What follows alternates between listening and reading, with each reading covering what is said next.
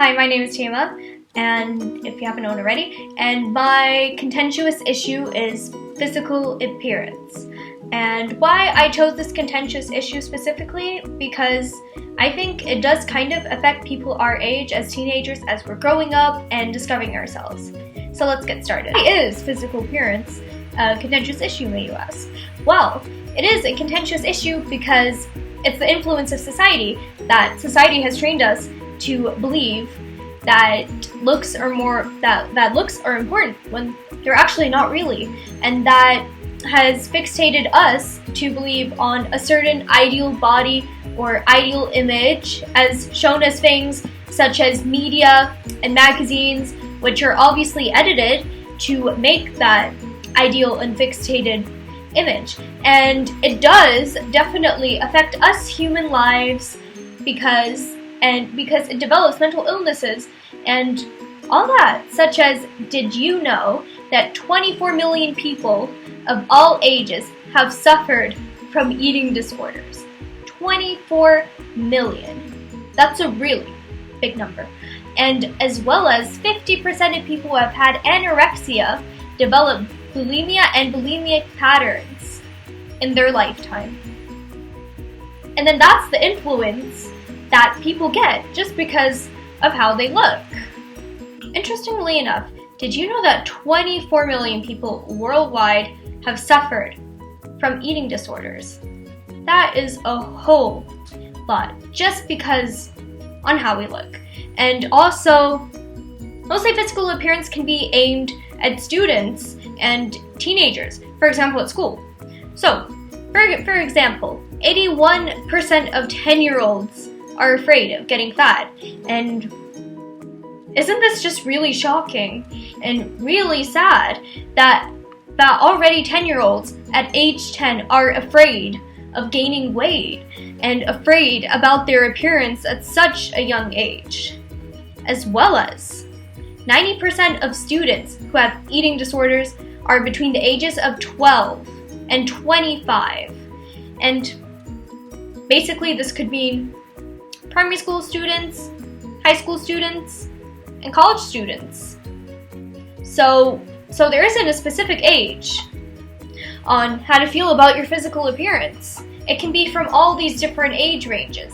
And about 50% of people who have developed anorexia develop bulimic patterns and illnesses. And unfortunately, this is the influence on how people see on a fixated image. For example, women, they want to look like that model on that magazine cover.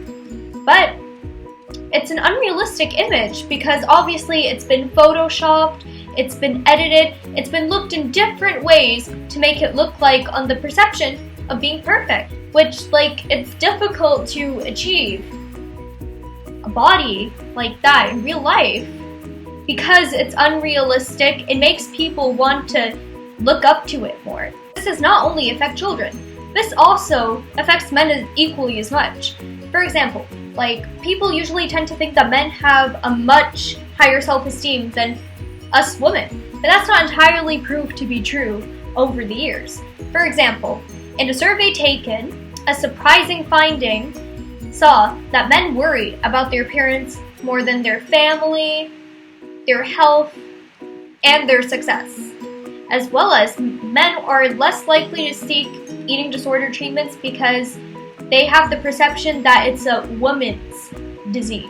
This is because people see things as they are, not who they are. And this also results in people comparing themselves to others. Like, for example, a teenage girl comparing themselves to that model, or someone comparing themselves to someone else, which people are, in my opinion at least, people are their own individual human beings. You don't have to compare yourself to someone else because they might have that, but you're not them, you're you.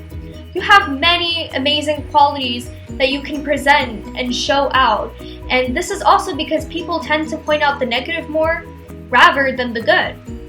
And it's very easy to point out the negative things about something rather than seeing what's really good about yourself and what good things and good actions and gestures you're capable of doing.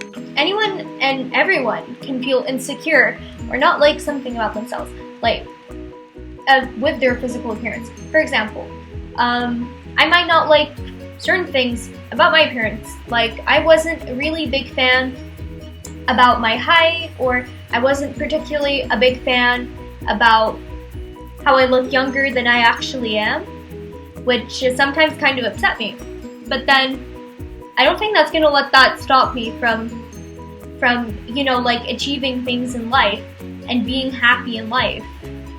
This may sound like a really cheesy piece of advice that I would give to people watching this, but a couple months ago, me and my family did this thing called Grateful Jar.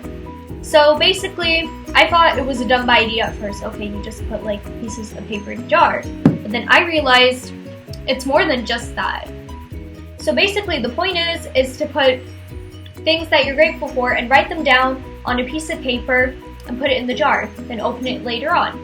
Which it actually kind of grew on me, because it kind of reminded me what I should be really grateful for in my life and what I'm blessed to have.